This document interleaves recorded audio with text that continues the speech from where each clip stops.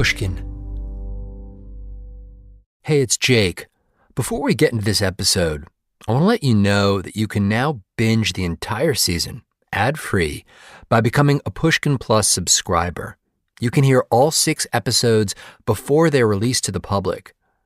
Sign up for Pushkin Plus on the Deep Cover Apple Podcast show page, or visit pushkin.fm/plus.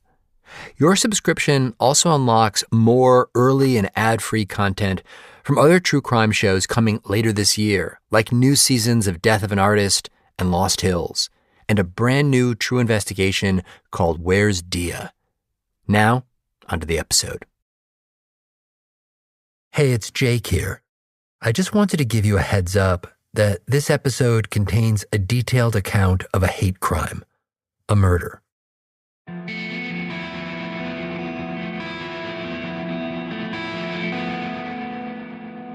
Previously, on Deep Cover. Craig Peterson, you don't know us, but we're here. I want to talk to you, federal agents. Can we approach you?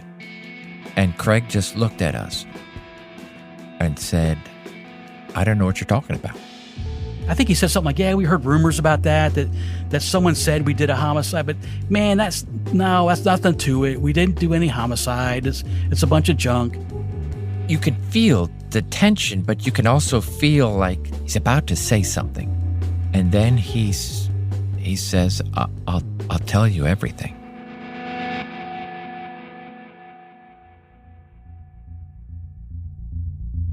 So there are Scott Duffy and Terry Mortimer in a conference room at the FBI's offices in Wilmington, Delaware.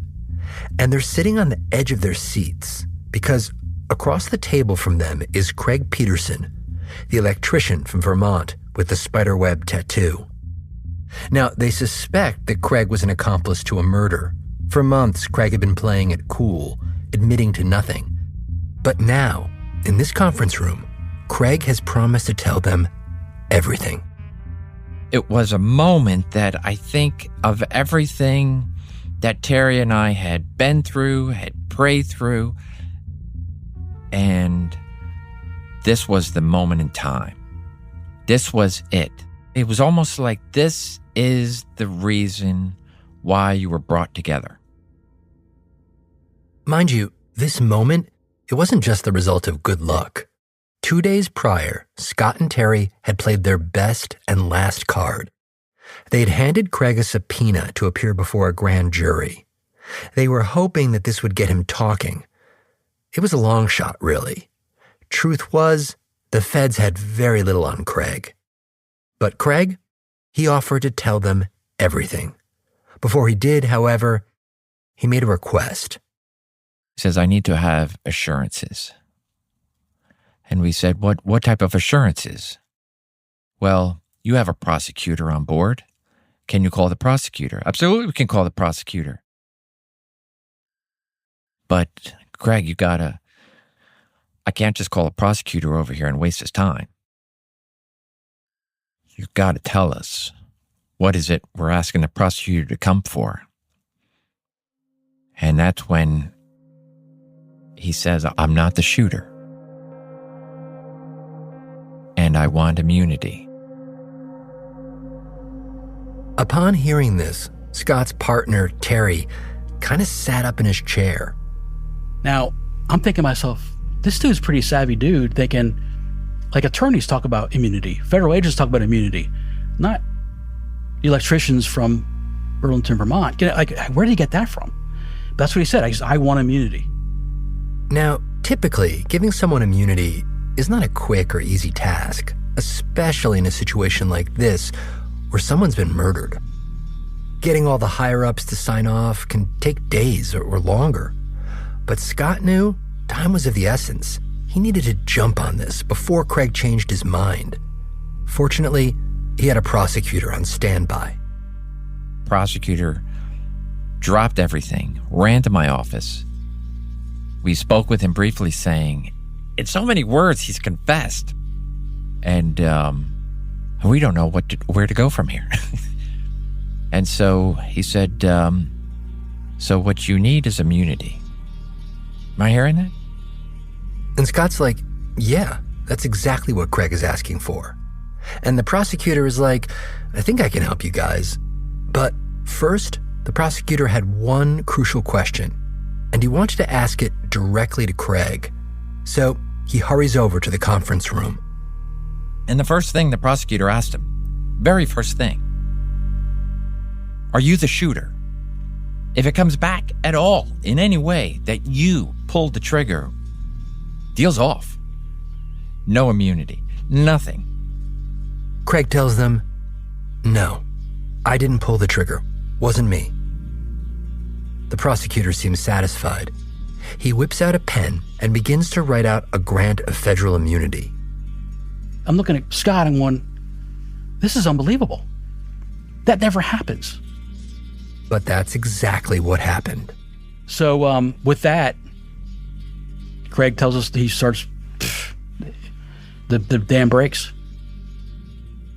Up until now, Scott and Terry had been going on a prayer, quite literally, chasing down rumors and nothing more. But that was about to change. A confession was at hand, one that would validate Scott and Terry's hope that they were uncovering something they were destined to find. Ultimately, this confession would upend many people's lives. It would transform a whispered rumor into a full-blown murder investigation. And maybe, just maybe, it could lead them to the victim.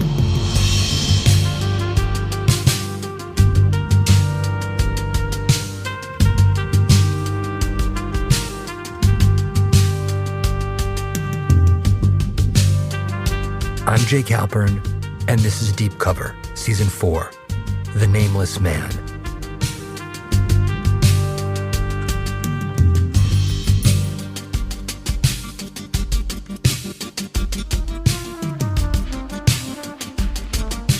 Episode 2, The Confession.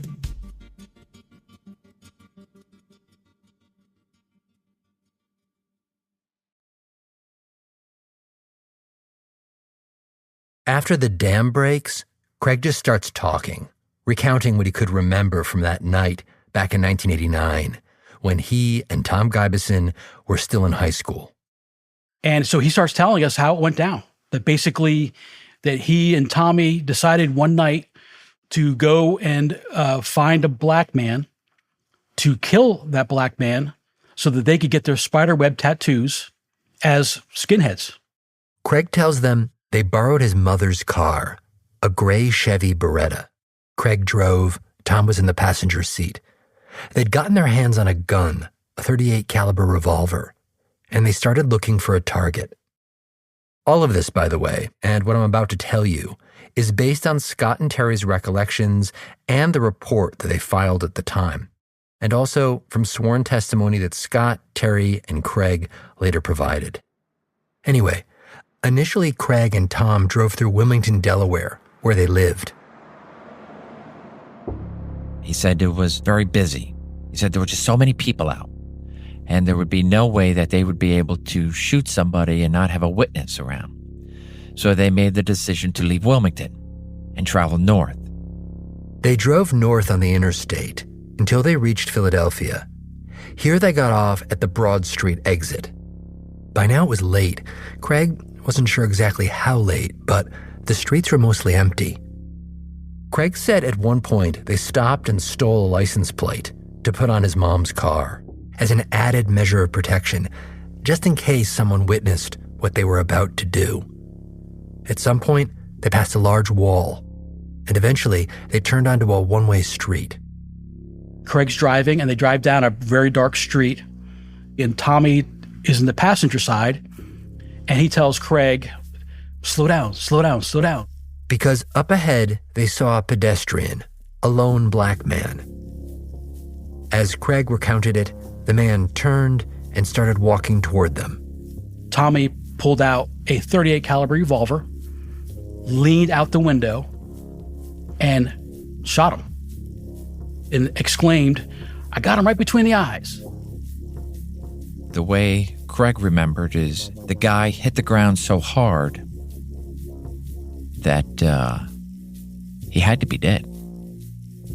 Craig said that even all these years later, he still remembered the sound of that thud as the man fell onto the pavement.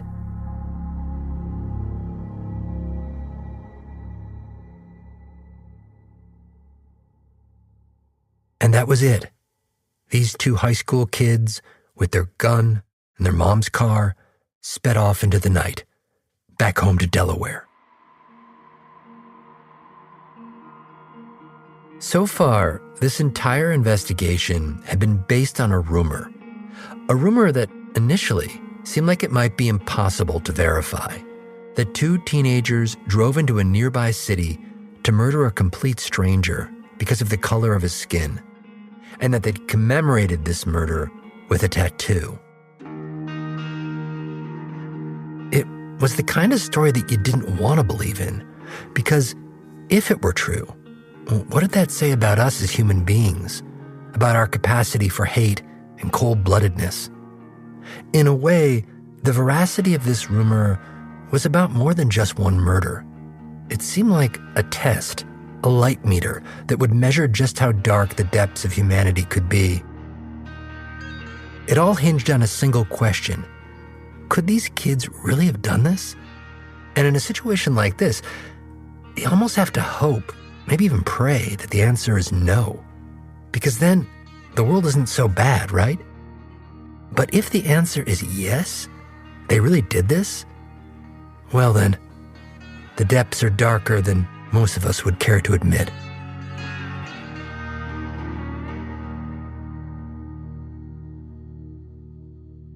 As Craig recounted the details of the murder in that FBI conference room, Scott listened intently.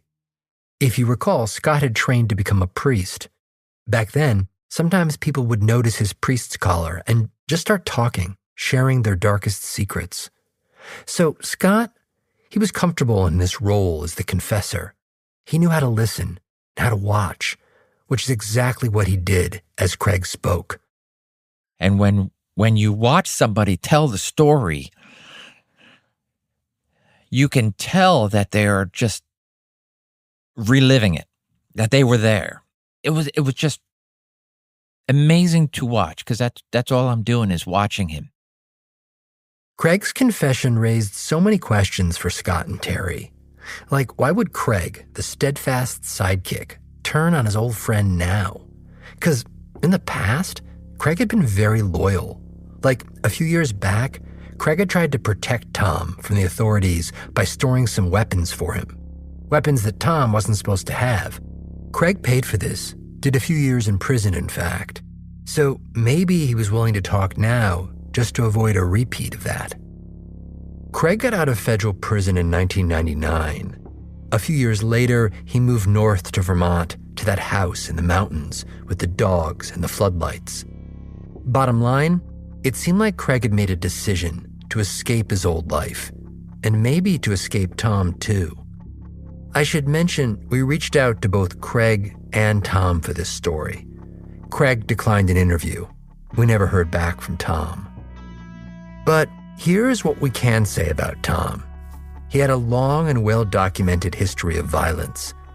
As a teenager, he'd been convicted of reckless endangerment after he shot a gun at a moving car full of people.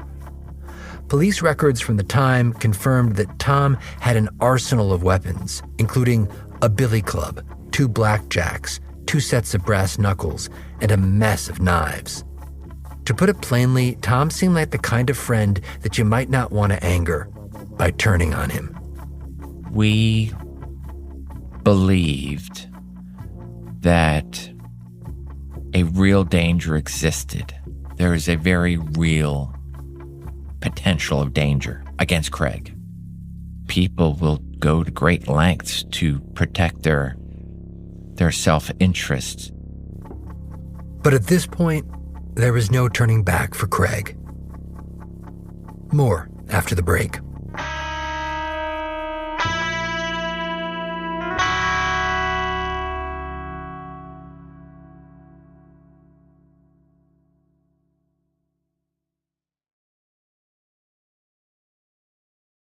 Scott and Terry now had a confession, which, under normal circumstances, would be a very big deal, potentially a game changer.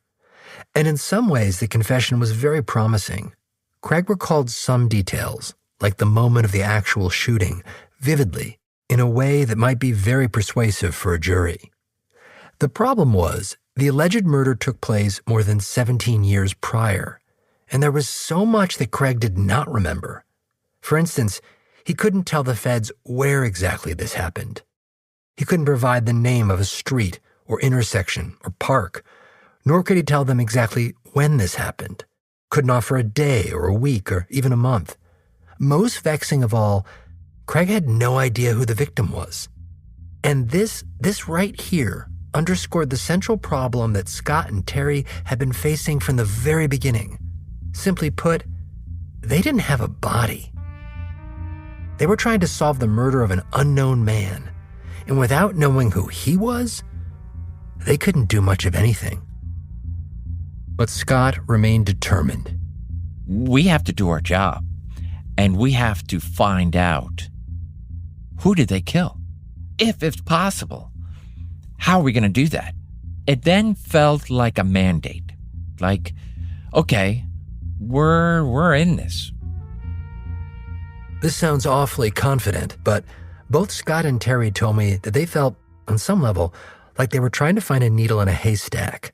They both used that exact phrase, which raises the question, how do you find a needle in a haystack? Well, in theory, you start by sorting through all the pieces of hay, right? In other words, you create a finite pool of possibilities. So let's talk about the finite, the things Craig knew or claimed to know with some certainty. Craig knew the murder took place sometime around the spring of 1989. He remembered this in part because he recalled going to senior prom not long after the murder took place. So, the agents had a year, 1989, and they had a city, Philadelphia. And for whatever it was worth, Craig had mentioned a one-way street and a dark-colored wall. According to police accounts, there were 473 murders in Philadelphia that year. So in theory, one of those murder victims was their nameless man. But which one? Turns out, our federal agents, they had an ace up their sleeve. Scott knew someone he believed could really help them. A detective who worked in the homicide unit of the Philadelphia Police Department. A veteran investigator named Leon Lubieski, went by Luby for short. Scott gave me a very vivid picture of what Luby looked like.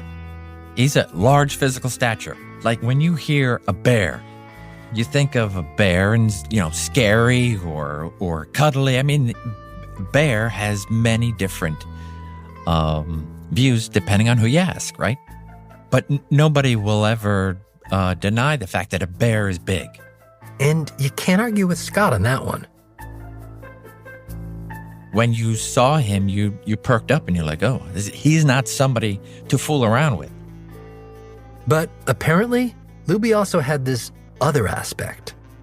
He had the face of someone who was just extremely caring. You just looked at him, you knew immediately, this is somebody who will do anything to help you. So he was a multifaceted bear. Multifaceted, cuddly, but he could turn grisly if he needed to.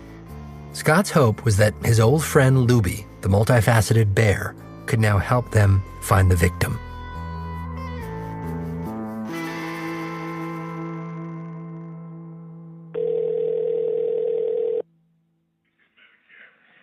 Hello. Hey, is this Luby? It's Luby. Luby, this is Jake. Is this still a good time to talk to you? Yeah, it's a good time. It took me a while to track Luby down. He's retired now. When we spoke, he remembered the case right away. They had these details, but they didn't actually have a body to go with it. How unusual is that to have someone say, hey, we're pretty certain there's a murder, we have a confession, we got no body? That's rather unusual. Scott had passed along a short list of facts to Luby to help him with his task. They included the following. 1, the area where Craig remembered driving. 2, the type of weapon that was used. 3, the nature of the wound, a single shot to the head, 4, the race of the victim, and 5, a general time frame for when this happened, the spring of 1989. How optimistic were you that you were going to be able to get them what they needed to solve this?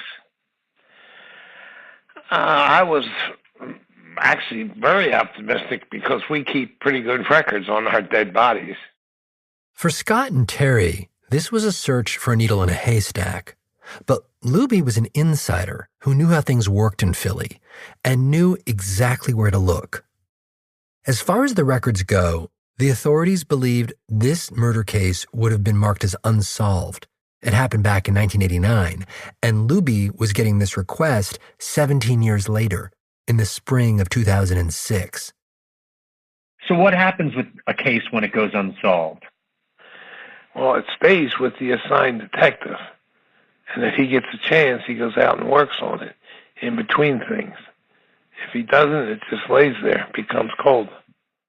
Basically, the file just sits there in a file cabinet in the homicide department. Homicide's just one big room, and there's file cabinets all along the walls. And in those file cabinets are the open cases. And then they move them into storage. Luby told me that typically, after a few years, the unsolved case files are sent to the city's storage facility, a big 10-story building. The homicide files are kept down in the basement. And when that happens, the assigned detective, he no longer, it's a bit of a problem for him to get to his case file. No, so is it kind of a little bit of out of sight, out of mind? And it's not there? Basically, once it goes into storage, like the supervisor doesn't bother you anymore to get anything done on it. So it's like in limbo. As far as I could tell, these cold cases kept down in the basement, kind of like the messages at the very bottom of your inbox that slowly recede from your consciousness and eventually get moved into some folder that you'll most likely never look at again. So when Luby got the call from Scott and Terry, he didn't have the actual case files from 1989 right at his fingertips. What he had was a loose leaf binder, an index of all the murders from the past. This index was a collection of so-called summary sheets. It's a single page. It's got the deceased name, cause of death, what the outcome is if it's still open, things of that nature. Luby searches through these summary sheets and narrows the possibilities down to unsolved murders that occurred around the spring, anywhere from January through May. There were 37 of them. Then he weeded out all the ones that didn't match up with the details that Scott had given him. In the end, Luby was left with just one case, an unsolved murder from April 16th, 1989, of a 33-year-old black man. He was killed by a single .38 caliber bullet to the head. This happened in North Philadelphia on a one-way street just 1 block away from an imposing stone wall. Luby made arrangements to get the entire case file pulled out of storage, unearthed from that basement, and then he reached back out to Scott. Luby faxed the summary sheet directly over to the FBI's offices in Wilmington, Delaware. It was an efficient bit of detective work. He'd done all of this in roughly 24 hours. So, you can imagine Scott's reaction when, just a day after getting Craig's confession, a fax arrives from Luby. And Scott, he just holds it in his hands and stares at it. It was unbelievable feeling that this is it.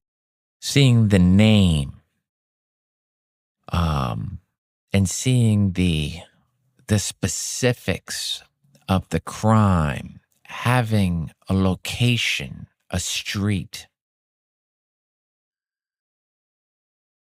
I don't even think I put it down. It was, this is it. Wait, how could you be so certain? I don't know. I just felt like everything that Craig told us fit this very crime. And so much of it did seem to fit, including the time frame, the one-way street, the proximity of the wall, the caliber of the bullet, the single shot to the head. The motive noted on the facts was one word: drugs. Objectively, at this point, you could not say it was a slam dunk. There was no DNA match. No one had found a murder weapon and matched it to a bullet from the scene of the crime. None of that. But even so, Scott remembers turning to his partner, Terry, and saying, "We have a name. We have a victim. Terry, I think this is why we're here. We believe this is who we've been pursuing." That was pretty powerful to us. At long last, they had a name. It was right there on the facts, plain to see, printed out in smudgy letters: Aron Wood. They strongly believed that he was the victim. This was a huge moment in their investigation, and yet it could still amount to nothing. Identifying a potential victim did not guarantee a conviction, or even guarantee that there'd be a trial. Now the question was, would there be enough evidence to bring a case and convince a jury that this is what happened all those years ago? Terry and I said, it may be that this does not ever go to a court. There may be nothing that we can do or Philadelphia can do, even with Craig's cooperation, that this is ever going to see the inside of a court. And letting Craig know that this all may be just to give Aron Wood's family some sense of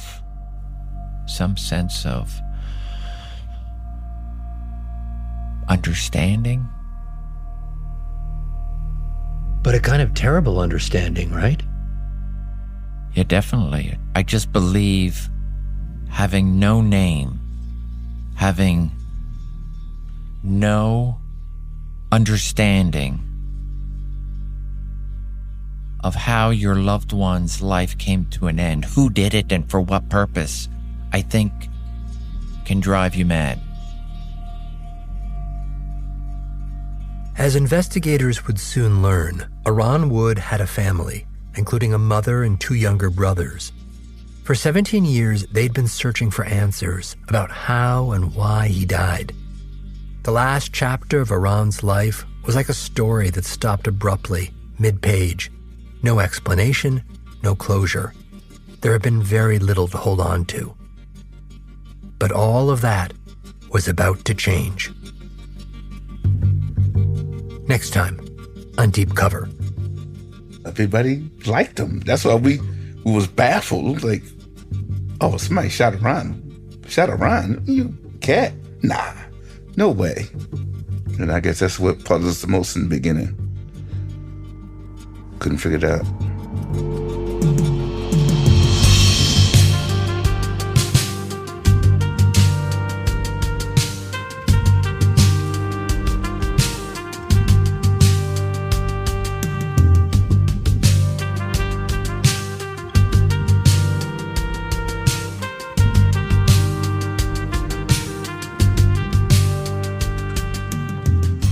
Deep Cover is produced by Amy Gaines McQuaid and Jacob Smith. It's edited by Karen Shakurji. Mastering by Jake Gorski. Our show art was designed by Sean Carney. Original scoring and our theme was composed by Luis Guerra. Fact-checking by Arthur Gompertz. Our story consultant was James Foreman Jr. Special thanks to Jerry Williams, Sarah Nix, Greta Cohn, and Jake Flanagan. I'm Jake Halpern.